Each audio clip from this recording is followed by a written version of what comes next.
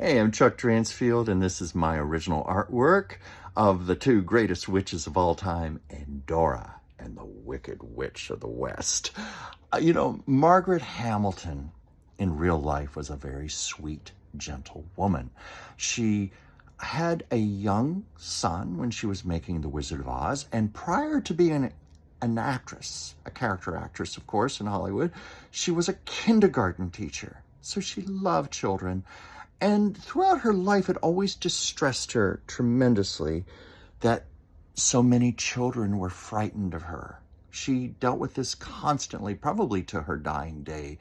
And she always tried to correct the situation by talking to children and just explaining that this was a character she played. In the mid-70s, she appeared on Mr. Rogers' Neighborhood and Sesame Street. Sesame Street, she actually recreated the character of the witch, played it full out, and unfortunately scared a lot of children. A lot of parents even complained about the episode. So she then did Mr. Rogers' Neighborhood, where she just appeared as herself. At that point, she just looked like a sweet little grandmother. And she had a suitcase with her with the witch's costume in it.